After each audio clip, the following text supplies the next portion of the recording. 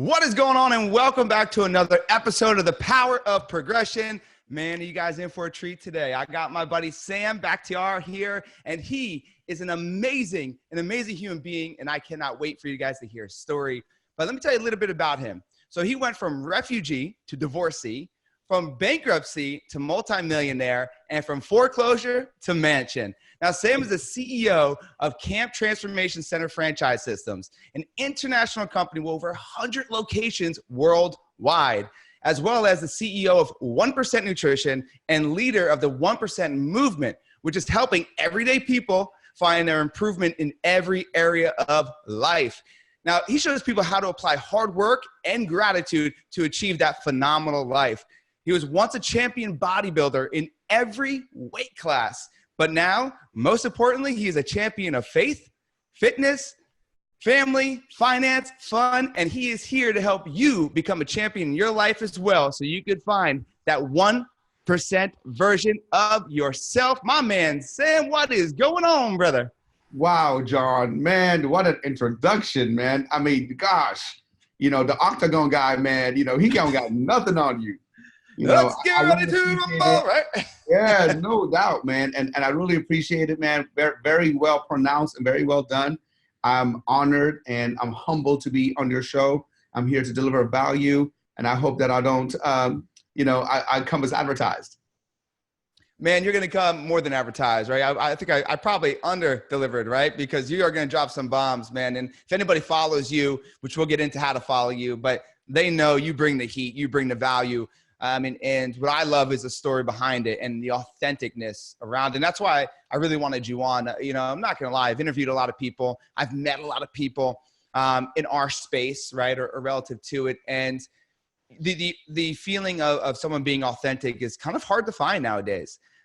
You know what I mean? And so when I could see somebody and see them being their true self, it truly is an amazing thing to see. And not only that, you fill your cup up to go ahead and pour into others. And that's what I love about you, brother. I appreciate that, man. I really appreciate it. Absolutely. So we're going to dive in here. Now, guys, don't forget pen and paper. Make sure you guys are taking notes, because this one episode could change your life, right? Could be one thing on here that just helps you make the shift. So I gave you a great introduction, like you said, but tell everybody a little bit more. I'm going to go back to that story, because let's talk about how you grew up and some obstacles that kind of you were faced back then. So I grew up, I was born in Tehran, Iran, in 1973, and, my great-great-grandfather from my mom's side was the king, years and years ago. And then on my father's side, they were also from royalty as well, but their ancestors. So I was born in a now middle-class, family, that all they did was talk about how they used to be and what they used to have, and talk about the past. Or we used to have this and we used to have that, and we had all this and we had all that. And, all they did was sit around the table and brag about what they used to have and what they used to do. So that was how I was, I was born, even though we didn't really have much, I was living with my grandfather and grandmother and my mom, and remember, my dad left us when I was 3. So I lived with my grandma, my grandpa, and my mom. But all what they talked about is what they used to have. I think being filthy rich generations ago, they didn't have the drive to go out and actually do something for themselves. They thought the money was going to last, so they gambled it. Sometimes some of them the government took. A lot of them got on drugs. And that's what happened. Man, so talk about glory days, right? I mean, just reliving in that. And I think a lot of entrepreneurs go through that now, where, you and I both know people, maybe you've done it as well, where you make a lot of money and you lose it like that. And if you keep thinking about, oh my God, I used to make so much money, you're never going to be able to grab more money. So I'm curious, like, when did you decide your past, like, how can I get that? Like, was there a point in your life where you're like, well, you used to live this way. Why do we live this way now? What can I do to change it? Or did something happen?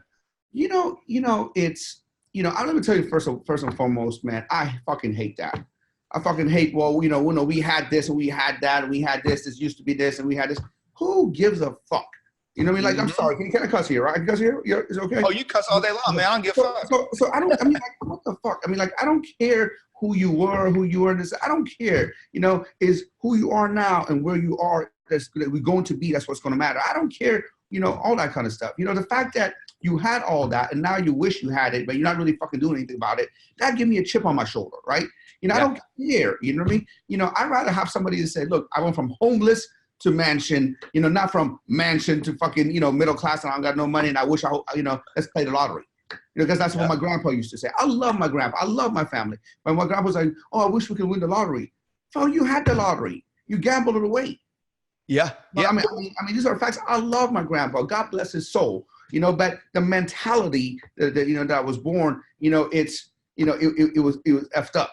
It was effed up.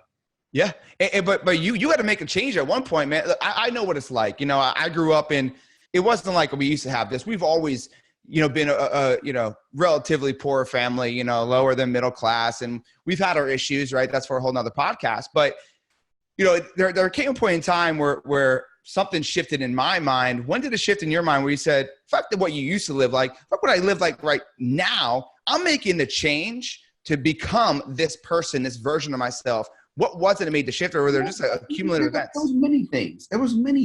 You know, there were many things, but I can specifically tell you that, you know, I remember, you know, growing up without a father, and we go to Christmas, you know, to other people's home, and they had their own home and they had their own, you know, white picket fence, and, you know, their father was taking care of them, and, you know, they had, you know, a nice car, you know, nothing crazy. I didn't go to people that had like lived in Beverly Hills or Manchester, but they had a normal life where they actually owned a home and they actually owned a car, and they weren't worried about where their next meal was coming from, or if their car break down, what the hell they were going to do, you know? So, you know, and I wasn't getting the same presents as the kids, you know, the other kids that were getting bikes and they were getting like, you know, nice, you know, remote control cars, and, you know, like I was getting that, you know, and I always told myself, man, you know, when I want to grow up, I want to be able to provide that for my children. I don't want to go the same path as this. I don't want to worry about, you know, money. You know, I want to be able to do that, man. Ever since I was a little kid, you know, I didn't want to be just an average Joe or struggle, man. And very early on, I knew that if I wanted to do that, I had to do what opposite of what I'm seeing here. You know what I mean? Obviously, this is what I'm seeing, and this is what has happened. So the results isn't here, so I got to go do something else. And so you did. I mean, you did something else over and over and over again. When did you come to the States, though? And was that a big turning point, or did you struggle kind of, you know, adapting to the new environment? You know, both. So, you know, I came to the States in 1985 when I was 11 years old. You know, I was 11 years old. You know, I came to the States, and you know, when I was coming to the United States, I was thinking that I was going to go to, you know, Beverly Hills or, you know, Newport Beach, because that's what I saw on TV. You know, on TV when I was coming up, you know, in the Middle East and in Europe, they showed, oh, you know, the Dallas dynasty, everybody had mansions, everybody had Cadillacs and had all this stuff. Fuck, I came to a little town called Sharon, Pennsylvania, which the average household income, even right now, is like $35,000. I'm talking about average household income. You can buy a mansion for like $250,000 with land and lake and all that kind of stuff. So, you know, I came there, and I came in 1985 in the middle of crack cocaine epidemic. And my uncle did what every Middle Eastern does back then. You know, they had to open, they had like a little convenience store in the hood, in the middle of the fucking hood, with brick, you know, brick roads, you know, with, you know, abandoned buildings, you know, but, you know, it was pimps, prostitutes, and drug dealers outside of the thing, you know. So that's where I was. I went to school and I worked there, you know, from 3 to 10. So you grew up in an environment, obviously that wasn't, I'm going to say safe, but I would say it wasn't conducive to becoming something great. It was conducive to becoming a drug dealer. That's what it was. Yeah, right. I mean, you were supposed to shape into something else from the environment you were in. And we always talk about we're a product of our environment. Yeah. But how the hell did you get out of that environment and continue pushing it? Because you had distractions from probably pulled into drug directions, you know, and all the other bad things, that directions you could have went and maybe you did for a little bit of time. But how did you get out of that environment? Because let me tell you this, Sam, the reason why I ask you this is because we really get stuck, man. Like I know clear as day, because I can see my friends back home, and some of them, it's not a bad area, but they're just stuck in their ways in that environment. Exactly, bro. I got stories to tell you about that. Yeah. Yeah. I need people to understand that there's a way out. Like, you created that out yourself, but how did you do it? Like, was it mindset? Was it action? Was it everything? Give me it, man. Look, I wish I knew what I know now or knew a lot sooner. Obviously, I come to a new country. I don't speak language. I go to try to play football, world football, not American football. They didn't know what football was. They said, this is football. I was confused. I'm like, what the fuck, man? I know the foot in the ball, So I'm a new country. I don't speak English. I don't have a sport. I don't, and in 1985 in Sharon, Pennsylvania, there were black people, there was white people, and there was Sam. And they were like, what the fuck are you? Right? I didn't, my haircut was fucked up. I had a unibrow. My clothes didn't find, you didn't find the same clothes you did in J.C. Penney's, So, they were like, what the fuck are you? You know what I mean? And, so I went in there, and it was a very hostile environment, 11, 12 years old. Kids can be super fucking cruel at that time, But still, and, yeah. They were capping on me, all day long. You know what I mean? I had Payless shoes, you name it, all that kind of stuff. I remember my mom, took me to school, and she stopped 2 blocks before the school because we had a Fiat.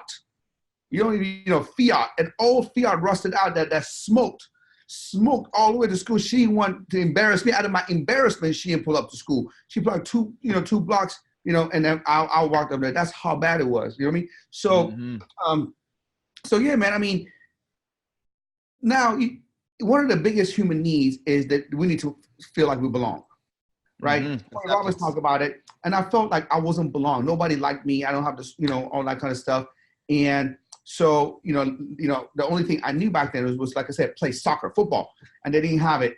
So, I'm like, okay, I want to play sports. I want to belong to a team. I want to do something. I tried out for the basketball team. As you might have heard, I'm 5'5" on a good fucking day. And we know white man can't jump, Persian man can't really jump at all. So I got cut from the basketball team. Now I'm in a new country, no friends, no sports. Now I'm depressed. And that's where I, went to the boys club and started working out, fell in love with bodybuilding and how it changed my whole, outlook of myself, self-esteem, self-worth, and all that. So and I love that, man. I love how you talk about, you did something physical that you didn't realize at the time change you mentally, right? Like Absolutely. I don't think people understand that aspect of where, like, yeah, you're going to look better, feel more confident, but what it'll do to you mentally when you start working out, eating better, that's the game changer. It's the internal thing, not the physical thing. It's the internal thing that it does. And it did the same for me, anger problems, you name it. But for you did it because you're like, I have nowhere to go. I can't go left, can't go right. Like, I'm just going to fall into this little category. And you fell in love with that process. And from there, I can't believe you were a champion in every single weight class. Let's talk about that. From when you started bodybuilding, now you're champion. The first time you became a champion, like, what did you have to endure? And I'm not talking about physically. I want people to hear this and say, I am who I am today, and the person I'm trying to become, I got to endure some shit along the way. What did you have to endure to give these people an idea of, you got to be okay with this? Well, first I started working out, man. When they said people, oh, you had genetically, you were gifted. No, I wasn't. My genetics is fucked up as hell, right? I give you, I got some good legs. My mom got good legs and all that kind of stuff. But I have really skinny arms, really skinny back, and I had a pot belly. I still have, this is still my belly is still like the hardest thing, man. I can get cut up everywhere on this fucking belly. Is always like, I got to kill myself to get that. I'm not like some guys that, I remember like, I had friends that would like drink 40 ounce of malt liquor and McDonald's walking around with 6-pack. I mean, it wasn't me, man. I had to struggle, to get there. So I started working out, fell in love with, what weightlifting did for me physically and mentally. So I told people I want to start competing. Everybody laughed. You competing? I'm like, you got to be kidding me. Oh my God, like, you look like crap. You've been working out all this time. Nobody can tell, all that kind of stuff. And then also, my mom, my grandma, grandpa, uncles, and all that, they're looking at me like, dude, what the hell is wrong with you? Persian people don't know that shit, man. You're shaving your body. You know what I mean? You're shaving your body. Are you gay? They're looking at me because no, don't do that shit back there. You know what I mean? So they're looking at me. Oh, they're eating all this rice and all this good food, and I'm eating like chicken breast and broccoli. And soon they know they just said, man, that Sam guy is fucking weird. You know what I mean? You know, there's nothing we can do. He shaves his body. He eats chicken breast and broccoli. He goes and hurts himself and exercising and all that kind of stuff. He's something wrong with him, man. They just like kind of give up, let me do his own thing. So that's when, you know, I started like developing that and started, you know, say, okay, I'm going to compete. You know, I didn't know what I was doing. You know, I just did a competition. You know, my first competition, I got third place in novice men, and I got like first place in teenage division. And after that, I got a little bit better, and I started getting mentors, I got coaches to show me how to be able to prepare for that. You know, I remember when I came to California, you know, it was when I hired my first mentor. I've done 2 or 3 shows back then. One of my mentors, his name was Patrick Lynn, a professional bodybuilder. You know, he comes up to me, you know, I was in the middle of a workout. He's like, he's from Mississippi. He's exactly how he sounded. Sam, come here, check this out. Look, you know, you over diet. You know, let me help you with your diet. I can let you get your dial in. I'm like, and I was like, okay, you know, help me out. And I was like, well, how much? I'll charge you $500. You know, and so back then, man, my car, I had like a 96 Civic, you know, with rims on it. You know what I mean? And you know, the rims cost more than the car, but it was, you know what I mean? So $500 was my whole damn car. I lived in like a 1-bedroom studio in the hood off of 57 in Lincoln. And, but, you know, I actually borrowed money from student loans. I took from my student loans, I paid Patrick, and he showed me how to dial things in.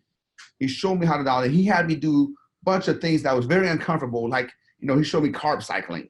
You know, I remember the night before the show, he told me, Sam, I need you to go eat 4 double cheeseburgers from 4 Whoppers, double Whoppers, and the large fries and a Coke. And I'm like, you got to be kidding me. He goes, go ahead and do it. So I ate. I still have the vision. I was in my little bedroom apartment eating, you know, these cheeseburgers, these Whoppers, and now I'm sitting there. I got stomach ache. My belly's up to here. My muscles are this big, you know. And now I'm like panicking. I'm like, fuck. I look like shit. I should have never hired this coach. So I called him up and I said, yo, I'm like, you messed me up, man. I'm not going to be able to, you know, I should have never listened to you. He goes, I'll see you tomorrow. He hung up on me, right? He's hung up on me. I'll see you tomorrow. And I was like, I literally went to bed crying. I'm like, man, I should have done my own thing, this and that. But you know what? I woke up the next day. I look in the mirror. I was like, who the F is that? Vascular. You know, yeah, vascular. My arms were like this, you know, and I had cuts I've never seen before, you know. And he comes in the door. I'm all hugging him and this and that. And I went to the, you know, I did. And I was like hugging him, like, you know. And I went to the show. And as soon as I walked in the show, people were like, how do you think you're going to do, Sam? I'm like, I'm going to win the whole thing. And they're like, well, that's good positive thinking. I'm like, bro, it's not positive thinking.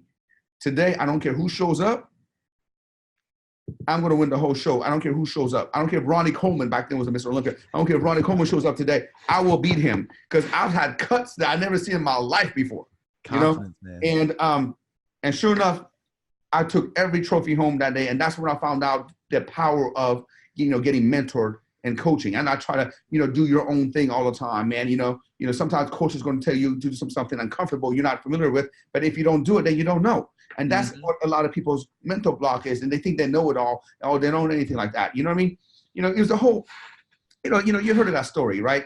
They said a person tried to get their, you know, their water heater, you know, fixed. You know, the guy comes in he was trying for 2 days, couldn't fix it. So the guy comes in, the professional comes in and taps it. You know, the thing works and give him a bill for $150. He goes, well, you didn't do anything. You just tapped it. He goes, but I knew exactly where to tap. Yeah. You know what I mean? Yeah. So, you know, I mean, if you want to be successful in life, you got to find a professional, somebody who's already been there, done it. There's no need to reinvent the wheel. No, there's absolutely not. But people are held up, man. They think they can do it all, whether, you know, they're in a very low place or whatever. But do you think that it's a must, it's a non-negotiable that you need to find mentors, paid, not paid, in order to become that 1% version of yourself? I think you need a mentor that's paid. Because if it's not paid, you're not going to fucking do it. Bottom line, let me give you an example. You know, I graduated top 10 out of my school. You know, I always was one of the smartest one. I took this chiropractic examiner state board passed the first time with flying colors, right? You know, my grandparents come up to me and I give them advice on how to take care of their back and do this and do that. They never listened to me one time. And one day they come up to me and they're like, Sam, we went to this doctor, man. Oh my God, he was like the best doctor. You know, he told us to do this. And same thing I've been telling them the whole time, but they didn't pay me. I was their grandson, right? I'm like, well, what is the doctor's name? They told me the doctor's name. Dude, this guy was the last in class. It took him like 10 tries to win to pass the boards, but yet he was the best doctor ever because they paid him. So I learned like a long time ago that free advice is never going to be taken seriously. Nobody's going to do it. If you want the person's best benefit, charge them. Put it in a charity. Yes. They need to have something vested. Charge them a premium too. Because you don't have those people that pay that low amount and they take that low amount of action, right? Well, you know what asshole is, right? Yeah. Yep. Okay, well, exactly. You don't want a bunch of fucking assholes. Yeah. I mean, they ask a bunch of fucking questions, never have any intention to do anything about it. Yeah. Information overload, right? I talk about the information porn world we live in and how we need to create an implementation porn world because, yeah, that's what it's all about, man. It's taking the information and understanding how to implement it over and over and over again. And something I preach on, and I've been watching you on Instagram and everything, and I know you talk about it. Something I always say is that the most important 4 hours of your day are the 2 when you wake up and the 2 before you go to sleep. 100%. What are some tips? I mean, you mentor over 10,000 people, right? I mean, it's pretty incredible. So what are some tips? You don't need to do your whole routine, but like that morning, what are some tips and tricks that they can go ahead and implement for their routine in the morning and at night? Look, you always got to go. Here's the way I look at it, man. You know, when you play sports, you got to be aware of the score.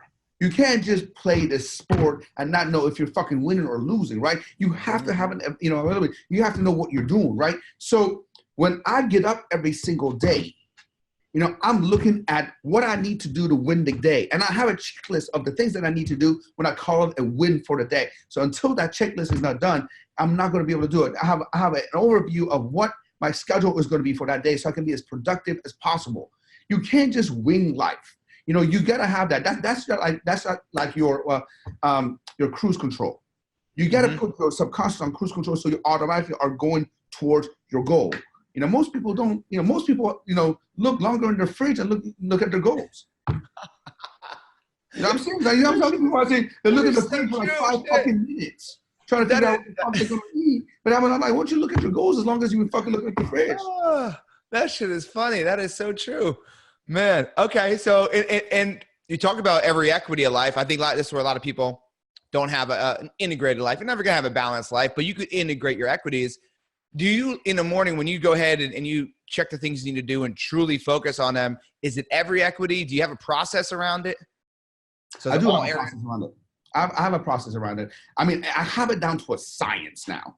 It's like a science. It's like almost like, look, you know, when a basketball player or a high performing athlete, a boxer, you know, they get ready for a fight, they have an exact process of a protocol they follow before they get in a ring. Everything they do before, all the kind of warm up, the music they listen to, the way they walk, they have that. I have perfected it, my process, to be able to enter the day, to be able to go into the day, to be able to be as productive as possible. Because for me, the first part of the day is me walking into the ring. That's me walking into it. That's me being to be able to go in there and knock the fuck out the day. That's what I got to do. So I got that whole process, everything to exactly what I'm going to drink, what I'm going to read, what I'm going to do, things I'm going to check off the list, into how I'm going to drive to the gym, the way I get out. It's weird, man. I'm a weird motherfucker, man. That's what it is. But I figured out how to do it to be able to be maximizing my day, man. That's what I do. Give it to him, man. I can't let you tell us that you got this process dialed in and not at least give us 2 to 3 things that you do. Like I said, you don't need to go over the whole morning, but what are those 2 or 3 things like that jab and that right hook to knock them out? What is it? So, dude, the most important thing is, here it is. I get up at 3 a.m. You know that already. Most people that follow me, they know that already. At 3 a.m., my mind is not working. I'm not trying to make a fucking decision at 3 a.m. to what the fuck I'm going to wear to the gym. At 3 a.m., it can be as automatic as possible. I need to have my socks laid out the night before, my clothes laid out before. I need to know exactly where it is, because if I don't, I might just forget my underwear. I might just be free balling at the gym. You feel me? So I'm telling you, I got, you know what I mean? So I got the night before. For me, the morning starts the night before. So I got to have my clothes out. I got to have my everything out, exactly what I need to do to be able to be prepared for the gym. You know, when I got my pre-workout little potion mix. out there, my drink right there. So I go in, I put my gym clothes on, I walk downstairs, my pre-workout is already ready, mixed for me. My BCAAs are fucking mixed for me in the fridge. I go in there, I go in my office, read my goals. I have my 2018 goals. I got my life goals. I have my list of my gratitude. And I got a list of my fucking haters that I want to prove wrong. You know what I mean? And I, you know what, man, I don't, I'm all about, happy, glory, love everybody. So fuck that. You know what I mean? Fuck that. You know what I mean? Let's face it, man. My gratitude list is my family and my children. But I have a list of 9 motherfucking haters that I want to prove wrong. There are 9 of them. I know exactly 9 of them. You know what I mean? And these are the people who are betting against me. They want to see me fail. They want to see that. And you know what? Hey, that's my dark side, man. That was a 10 world. That's my dark side. That's the one. Like, all right, man. I want to do these for my children, my family. That makes me smile. But now I'm gonna fuck you up. You know what I mean? And that, hey, it's that fighter mentality. I came to the U.S., man. I came straight to the hood, man. I got a little hood in me, and I use that to my advantage, not to my disadvantage. Oh, yeah. I'm gonna say the hood. Oh, because I live in the hood, I did this, I did that. No. I'm going to use that to my advantage. I'm going to, that little chip that I have on my shoulder, I make sure I use it to my advantage. Man, I absolutely love it because people want to sit here. Look, I'm all about proving me right, and I do got some haters. Let me give you a little tip. So you want to go ahead and increase that visualizing the haters. Get a picture of their ass and put it up on your wall. Oh man, that would be fuck me and up. Call it your hit list, bro. You call it your hit list, and I'm telling you, look at that shit, and you're like, it just makes you want to go, man. Oh shit, it's gonna be done. It's gonna be done. Oh my god, you just made me mad. Yeah, You just made me mad. I just got a gut check. I'm visualizing what you're just telling me right now. Now I'm gonna be like, woo. Yeah, man, create that hit list. And I'm telling you, look at that, and you're like, I'm going a little extra hard. I'm going the extra 10% today, extra 15% today. Man. Thanks for that tip, man. Oh, wow. Yeah. Ooh, and you can always post a picture of it on Instagram and just cover their face with the bullseye. Yeah, man. Love it, man. Awesome. Okay. Yeah, I love it. And I love the passion that you have and the energy that you're bringing. And it seems like you got energy throughout the whole day. When I'm watching you on social media, you got energy throughout the whole day. And people always ask me, man, how do you keep so much energy? But I always love to ask the people that are doing it better than I am, right? And people that are keeping it consistent, people that are doing it at 3 o'clock in the morning to whatever clock at night. How do you keep that energy, man? Because people don't realize how powerful energy is, right? And we're also only made up of so much energy. So you got to somehow create some kind of process to continue that energy throughout the day. So what is your process? Because I'm so curious. Well, I mean, first and foremost, if I didn't work out, I'll be tired. Mm-hmm. So I can tell you a guaranteed bad days when I don't fucking wake up at 3 and work out at 4. That's my spa. Some people like to go to a spa or get massages. Fuck that. I don't like that shit. I like to lift some heavy shit in the morning, right? So for me, just getting up in the process and the whole thing, that's what sets my day up. Like I told you, it's what I call my perfect morning formula, right? I got a process for my perfect formula. Hey, look, you don't get up at 3 o'clock in the morning. You go sometimes come sleep a little later. Sometimes I'm over there, but you got to be able to understand that you got to pick yourself up at any time. You got to be able to put on the show. Hey, my children don't care what I have to do. They care about what daddy is doing with me right now. I can't be all tired and finding children and grumpy and all that kind of. So at any snap of time, I got to be able to turn it on, man. You know what I mean? And thankfully, I have been able to do that. Now, don't get me wrong. There's been times that I'm just shocked. And I know when I'm shocked when I'm starting slurring my words. I mean, if we did the podcast when I'm like shot, maybe at the end of the week after I 15, 16-hour days, I sound stupid as fuck. You know what I mean? Like, that's when I know. Okay, man, I need one day, just one day. I need one day to sleep 7 to 8 hours. It usually is like once a month. I need to 7 to 8 hours. And I'll tell you right now, John, you know what happens when I sleep 7 to 8 hours? The next day, I swear to God, like my vision is 3D. Like I get up, like I'm like, fuck, I can see through the wall. You know what I mean? Like it's weird. I'm going like, I'm like, wow, this shit is, I just need that one day out of like a month sometime. But it's like, damn, like this is weird. Like, wow, people do this all the time. It's crazy. It's just that reboot. And people, what are your thoughts? So I'm so curious on this because we talk about you need 8 hours, you need 6 hours. Is there a thought process you have of how many hours of sleep that we need? Because once again, you mentor a lot of people. You're in the supplement game. You're looking to tap into people's 1%, and I think that's a part of it. It's your sleep, right? And so, what is your take on that? You know what, man? I mean, I know what works for me. No, I'm not going to sit down here and dispute what works for other people and whatnot. But I will tell you this, okay? When it comes to getting results from your workout, would you say most people are overtraining or undertraining? Under. Yeah. 100%. But we got a bunch of people now, oh, I'm overtraining. You're not overtraining. You barely hit the gym. In 30 minutes, you got 15 minutes doing on Instagram. You did 2 sets. You're fucking overtraining.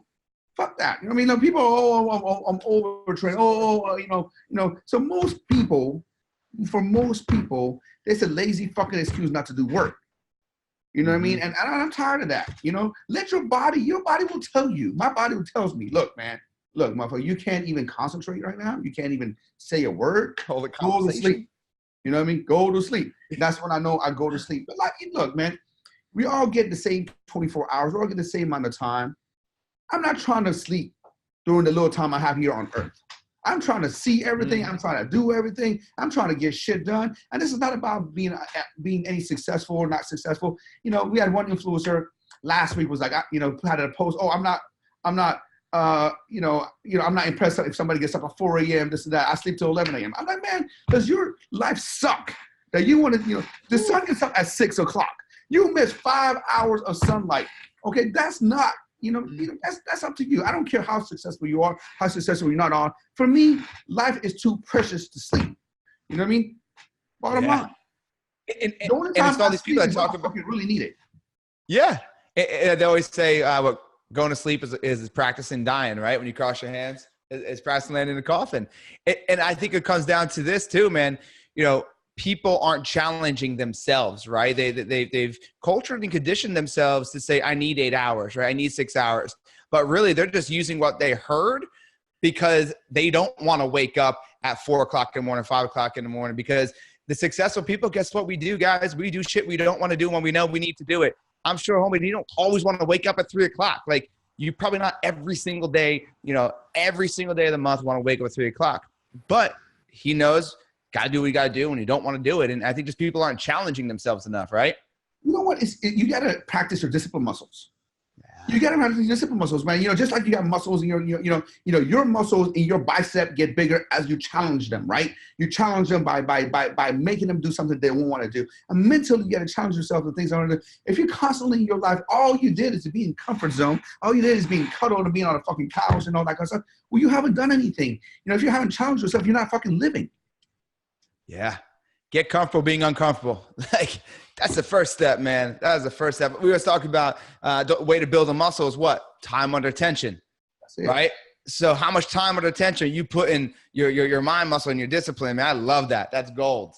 Yeah. Gold, gold, gold. You guys should be taking notes. If you're not, I know I am. I got my pen and paper scribbling along here. So let's talk about your business, man. Like, let's talk about the supplement company, kind of how it got its start. Or that's the gym franchise, how it got its start and kind of where you're at now and what you're looking to do, and kind of give them a little idea. Well, I know there's more than where you're at. So this is called power progression, right? So, yeah. So here's what happened, right? So, it was great economy. I got into the business in year 2000, right after I graduated from chiropractic school. I started my business in 2000 and, the economy was good. We were doing a lot of one-on-one training. A lot of my clients were like, realtors and loan officers. They're paying, $600, $800 a month on training. I was balling at the time. Balling for me was like, I was doing like 10 to 15 grand a month net profit. I was 27, 28 years old. Nobody in my family's ever seen 10, 15 grand. Nobody in my family seen 5 grand a month. So it was at 10, 15 grand a month, man. I was balling out of control, man. You couldn't tell me nothing. I was Puff Daddy, P. Diddy, whatever you want to call me. I was out there, man, making it rain, bottle service, BMWs and all that kind of stuff, everything, right? And so, I bought a house, for $260,000. Later on, you know, it was worth $600,000. I thought I was the fucking man. I'm like, man, everything I touched, it just turns into gold.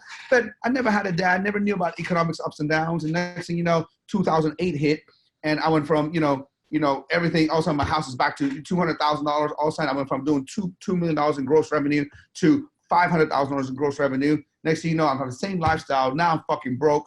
You know, I'm getting foreclosures and all that kind of stuff. And, you know, now my wife at the time was pregnant for 6 months, you know, and 6 months pregnant. And now I don't have a dime, you know. And so out of desperation, I'm trying to figure out what to do. Now one-on-one training doesn't work anymore. Nobody can afford it in the economy, you know. So, you know, then, you know, I came up with, okay, why don't we come up with a group training concept? A group training concept where I can lower the price, but, you know, get the clients to still kind of get results on personal thing. And from then, you know, I was approached to open up a kind of a boot camp group training concept. And at the time, coming from my background, the bodybuilding background, I'm like, boot camp? I thought it was some Jane Fonda kind of, you know, leotard kind of shit, jumping up and down, bunch of people. I'm like, that shit ain't gonna work, you know. Yeah. And so, you know, that my business partner at the time was like, come on, it's gonna work. I'll run it. I'm like, okay, you run it, because I'm not jumping up and down doing the jumping jacks, right? So you know, invested like $9,000. That's all I had in my name, literally all I had in my name. So I invested $9,000. I'm like, okay, you do what you want to do with it. You know, I'm just going to collect a check, you know, and, you know, run it. So next thing you know, she started running it and started doing it. Next thing you know, the revenue started going up. Next thing you know, the revenue outdid my personal training studio. I'm like, well, shit, I didn't pay this some attention, you know? And I started paying attention. We started growing it. And from that moment of being in desperate situation, we progressed to now, you know, we have over 100 franchises. We're international. We have our own unique supplement company to that, you know, franchise. And we have a different supplement company on the line. And now, you know, the company is valued over $52 million. Man, that's awesome. And are you thinking about going public with it? IPO and stuff? You know, I have not thought about that. You know, I'm looking at the pros and cons. I'm novice to this. You know, I'm not an expert at this. I never sat down one day and say, hey, I want to be a franchise. Hey, dude, I'm the bodybuilder, dude. I'm still in the gym, lifting, you know, and talking about, you know, so, you know, we have now a lot smarter people you know, that's helping us run the business, you know, and you know, we'll see where that goes. Yeah, I'm open to anything. That's awesome. And about the franchise, so do you guys pay for like a certain amount? Like, does somebody come in, kind of give us the process? Somebody listens, they may want a franchise. Hell, I may want a franchise. So what does that look like? Do you supply the brick and mortar? Give me a little bit more details on it. You know, when somebody buys into a franchise, basically any kind of franchise, whether it's McDonald's, whether it's a camp, whether it's whatever it is, you know, you're buying into a system. Mm-hmm. A system. You know, the reason a franchise works and has a higher probability of survival and doing better than just a regular thing is because we already fucked everything up and we know what doesn't work. Yeah. Right? You know, we already know. We already fucked it. I literally have fucked everything up we can possibly imagine, to getting the leases the wrong way, marketing the wrong way, wrong CRMs. I've messed everything up. So now after messing everything up, blowing $1 million, now I can tell you what not to do and what works, and I can support you doing it. You know, so that's why a franchise is a good business investment, because you don't have to reinvent the wheel. Just like you said, like being a mentor. And a mentor, you don't have to reinvent it. If somebody's out there done something you already do, why don't you just emulate that, right? So we provide the system for them. We provide the training. We provide the marketing. We provide everything for them. All they have to do is go out there and execute. And that so far has been one of the best things that we have done. You know, and like I said, we never sat down and said, oh, well, you know, when we were broke as a joke when we started, you know, the camp in 2010. Never said, oh, yeah, we're going to make this an international franchise. No, we were just trying to pay the bills. Yeah. Okay, so you touched on something. You had no idea that this is what was going to happen, right? I think people are scared shitless to start before they're ready. And what I always tell people is, look, what you want to start right now is not what you're going to end with. But the quicker you could start doing what you think you want to start with, the quicker you can find out what the hell it is you're really supposed to be doing. But there's limited beliefs along. I think that's what it comes down to. We all have limited beliefs, right, Sam? So what were some of the ones that you had to overcome or still do possibly? And like, how do you overcome those limited beliefs on a daily basis? Because I'm sure they creep in all the time.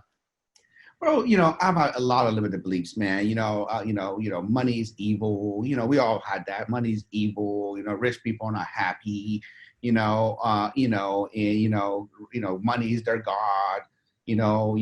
Somebody, told me, somebody that was really close to me, not close to me anymore. Because sometimes as you grow, you just have to kind of cut people out and all that kind of stuff. Somebody came up to me, was friends with me for many years. Sam, are you addicted to money? I'm like, no, motherfucker, I'm not addicted to money. I'm not, what do you mean? Money is not no addiction. I don't care about addiction. You know what I'm fucking addicted to?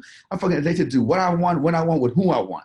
When I was broke, man, like, when I had my kid was starving, my house was being foreclosed, I was getting kicked out and evicted, I made deals with the devil, with a devil client, which I know, man, this client's going to be a fucking headache, but I have to take his shit for a whole fucking year so I can pay the bills. Now that's a prison sentence. Mm-hmm. Now, if somebody comes in and I don't have to do a deal with you. I don't give a fuck how much money you have. I don't care how much money you did. I'm good.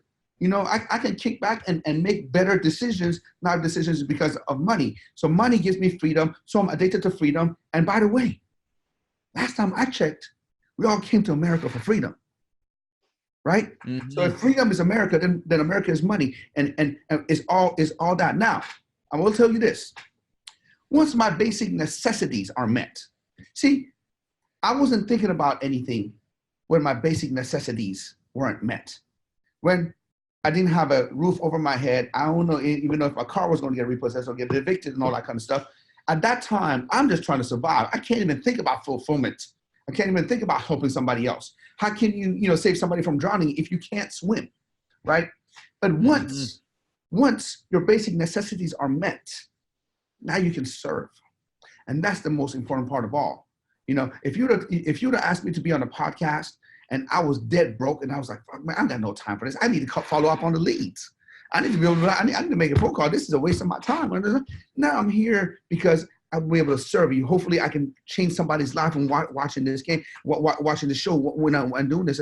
This is what's all about for you to get to a point where you can actually now do things that's fulfilling to your heart. Yeah. And I think that's what it comes back to, man. I love that. Like, find out what does make your heart sing, right? Like what makes your heart dance? Cause money helps. Money absolutely helps. And like you said, freedom. You're never going to have freedom unless you take the action and you fail, right? You failed over and over again, man. And in order to get back up and be that, to go back to the boxer mentality, right? To get punched in the face over and over and over and over again, you gotta find a why, right? There has to be a why. You mentoring people, do you give any suggestions on how somebody kind of dig deep and find that why so they're okay with getting, knocked out over and over and over again or knocked around? That's the only way. That's the only way for you to be able to sustain consistency. Anybody can be motivated for a day or two or a week or a month or a year. But for you to sustain the consistency to your goals, you have to have deep emotional why. Mm-hmm. And if your why doesn't make you cry, it's not strong enough. Your why has to bring tears in your eyes. When somebody says, well, oh, my why is this, and they're looking at me like this, that ain't no why. Yeah. Your why got to bring tears in your eyes. You got to you touch your emotions. It has to come from your gut. You know what I mean? And, never mind, man. I'm being teary-eyed. Just think about my why right now. But it is what it is. It is what it is, so your why got to be strong enough. When the why is strong enough, the how becomes easy. That's how we know that. But everybody's trying to figure out the how. What is this magic marketing tool? What is the latest social media? Should I post my picture at 12 or should I post my picture at 12 fucking 30? And your first why, guys, is always a lie. Your first why is always a lie because it's surface. Like, we don't want to hurt ourselves. We don't want to disappoint ourselves. So we come up with this bullshit surface why. If they're having trouble finding their why, though, man, like, is there any suggestions you give them to truly dig deep, find that why, so then go ahead and bear anyhow? Hey, lock yourself in a room. Think about it. Put your phone away. Darken the room and ask yourself what makes you cry. If this happens, it makes you cry. It makes you cry of joy. What makes you cry of joy? You have. I don't know if this has ever happened to you, but if you ever cried because you were so happy, Mm-hmm. Oh, That's yeah. your why. Because usually you cry when you're sad. And when it's the opposite, like you fucking break down, you cry because you're so happy. That's a why for you. Because now, wow, you know, nobody expects somebody like happy crying. Mm-hmm. Ugly crying. Yes. Yeah, man. I love that. That's brilliant. I love doing this part of the show because this is where I kind of get to see how your brain works. So I want to give you a few words. First thing that pops in your head, man, like whether it's a picture, it's a person, it's an act, it's a word, a phrase, whatever it is, I want you to give me the first thing that pops in your head. You ready? I'm kind of scared to ask you these. All right. All right. Ready? So the first one is success. Freedom. Freedom. I like it. Failure. Stepping stone. Yes. Hustler or hustling or hustle. Will. And last but not least, fear. Detriment. I love it. That's awesome. I see when people tell me their answers, I truly could see kind of the wheels turning and the first thing that pops in their mind.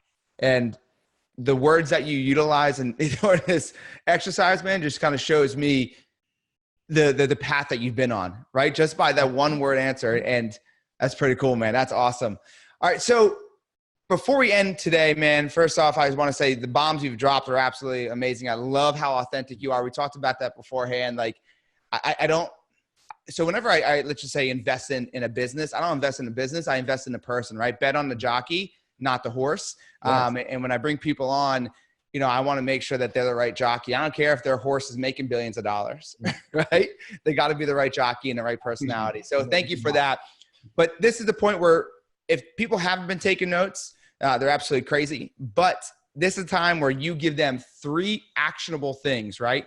3 things that they could implement immediately after this episode to be better today than they were yesterday. Now, this could be in any area of life. Now, you talked about the 1%, which I'll talk about it afterwards, but maybe something that you could think of that would help them tap in and discover that 1% of themselves to be great, to be phenomenal, to be excellent.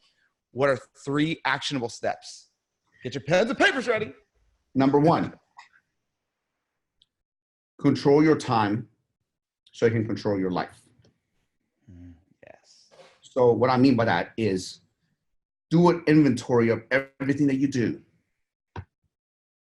and see how you can maximize your time getting to your goals. When a lot of people look at the time, they're going to figure out they have so much bullshit. They're throwing their fucking life away because they're not maximizing their time to be able to get the maximum out of their life.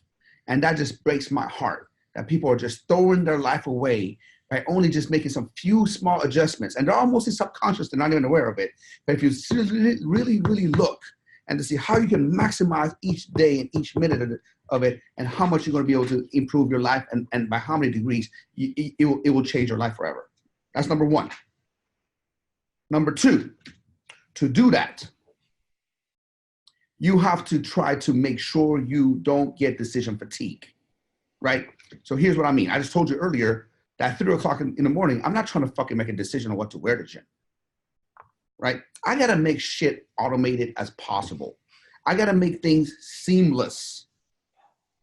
So everything that I do has a rhyme or a system to it. So this way it happens without me having to interfere or having things like that. My car wash guy comes at 7:30 in the morning every Friday. I don't look at my car, so do I need a car wash today? That's another fucking decision I don't want to fucking make. Mm-hmm. Oh, which car needs to wash today? I don't know. No. Every Friday, you're going to come in and make sure my cars are clean.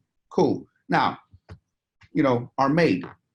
I'm severely OCD if you don't know it. Maid comes in every day, from what is, I think 7 to 1. That's the maid time to make sure the house is clean and all that kind of stuff. My laundry and dry cleaning. Thursdays, it gets dropped off at 1 o'clock. Gets picked up the other next Thursday. My haircut every Friday at 6 a.m. Yes, 6 a.m. Who the hell's it? Hey, isn't it? Okay, I get to my third one. I get to my third one right now. That's what I'm saying. Who the hell works about 6 a.m. America? I say, I'll tell you right now. Yeah, I want him though. I want to hire him. Tell him to come to Destin, Florida, because I need that guy. We're good. Shout out to my boy Irv. Ern, come down to Destin, bro. We got some nice speakers up here. Come on, big Ern.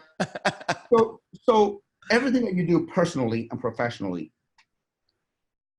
figure out if it has to be daily, monthly, quarterly, yearly. I don't care what it is. Put it on a recurring time so nothing falls through the crack. I don't want to make a decision. Do I need a haircut this week? Do I need a haircut this week? Do I need a car wash this week? Do I need a car wash this week? Do I need to do this? What do I need to do that it happens all the time, is consistently being done, right? That's that. And third, which last but not least, for you to become a 1%er, for you to become your best version of yourself, you got to do an inventory of the people around you. Okay? Look, you can't be a 1%er. You can't be the best version of you hanging around losers. I'm sorry. So I'm sorry to be harsh. If a dude sleeps till 11 o'clock in the day, I just don't even want to do business with him. I really don't. I really don't. If a guy wants to do business with me, and this has happened before, the guy comes in, Sam, I want to be your business partner. I want to do this and that. I text him. It doesn't text him back, 48 hours later. I want to do business with this guy?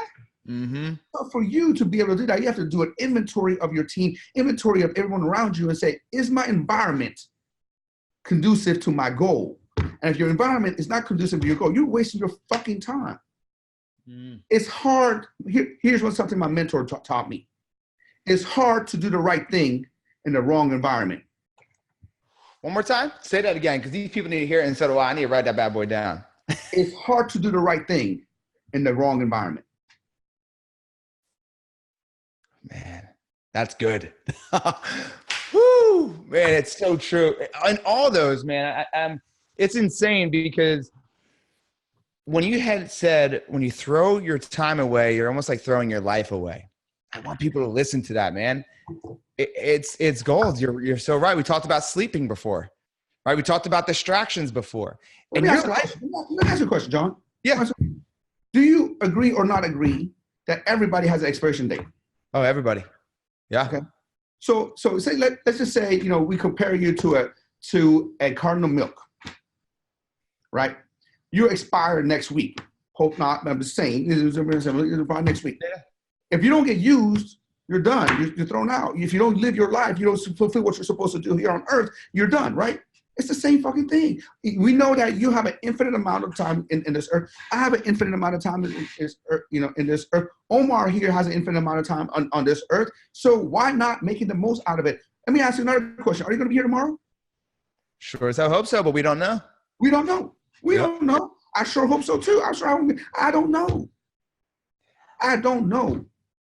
So why not maximize your time? What do you want to do? Fucking sleep? I love the analogy, man. It hits home for a lot of people. And guys, if you're listening to this, like, take this shit to heart. Don't take it lightly.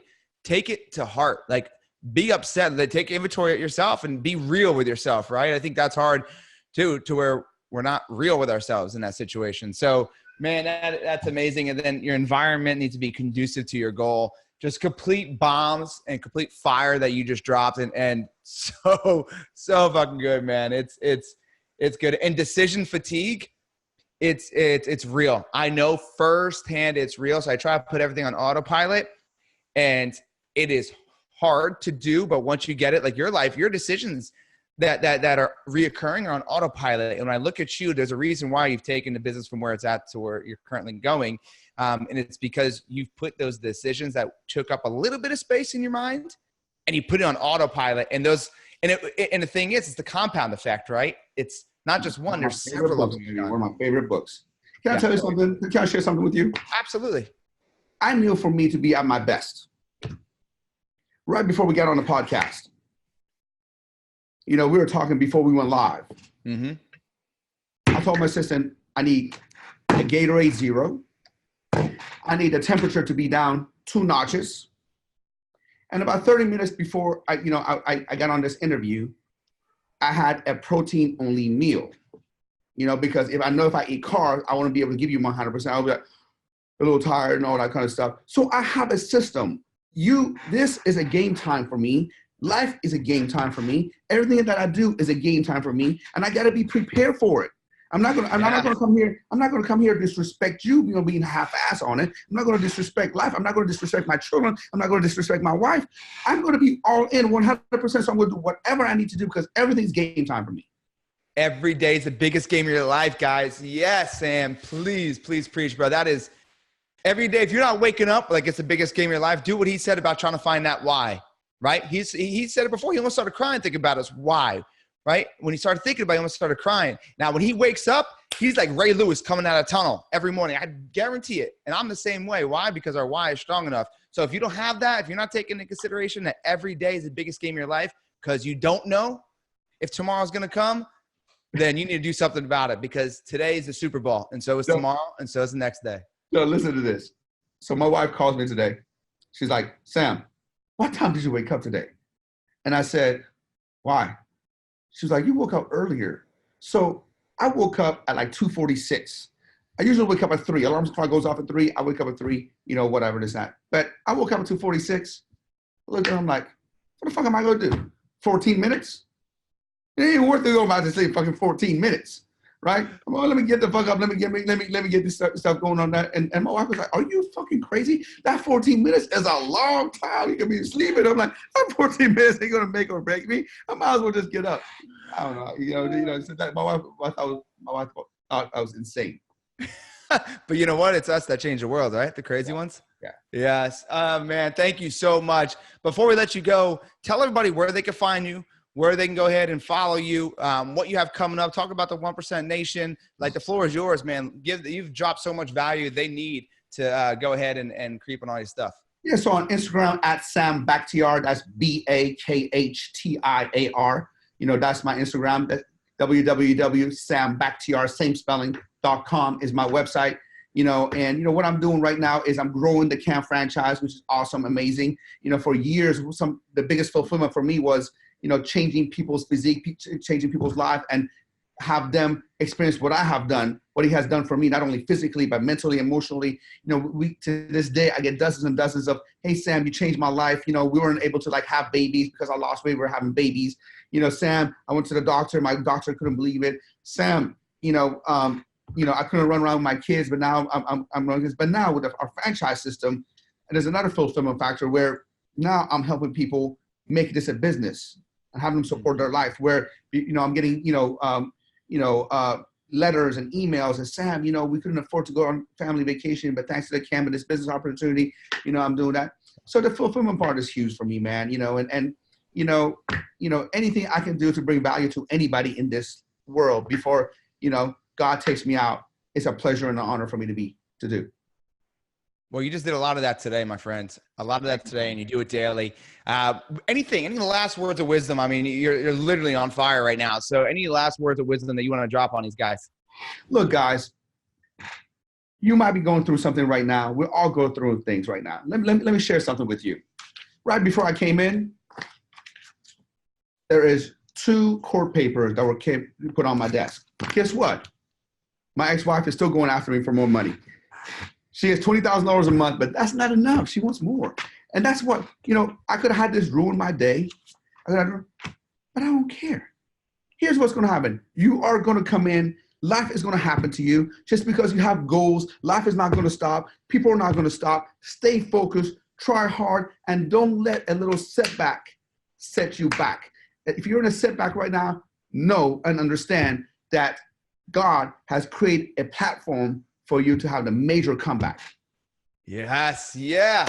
Woo, man. This is gold, man. Absolute gold. I appreciate it, guys.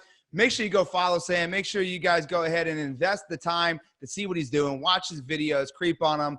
Also, make sure that you guys watch this, like, subscribe, whatever platform you're watching this on, whether it's, iTunes, Spotify, YouTube, whatever it is. Make sure you subscribe and make sure you write a review. Like, say something that Sam has helped you out with today, a breakthrough that you had, an aha moment that you had, and make sure it's about Sam. It doesn't need to be anything about me, but write a review about Sam. And then last but not least, make sure you guys share this thing out, man. You don't know whose life you can change by one little press of a button. So make sure you guys share this out, and be sure that you guys don't just take this information and let it collect dust like you guys probably have done with many things. Truly take massive, aggressive, empowering action on the content, at least one thing, just one thing that he went over today. And make sure you guys go follow me at Real John Marrone on all social media platforms, johnmarrone.com. Check out my speaking or check out my coaching, whatever you guys need. I'm here. Sam's here. We're here to help you change your life. Don't just sit back and try to figure this shit out yourself. We're here to help you in any way, shape, or form. But until next time, guys, I'm so excited that you guys got to meet Sam and heard the value that he dropped. But make sure you guys tune in next week, and make sure you guys keep creating the ultimate version of you. Let's go!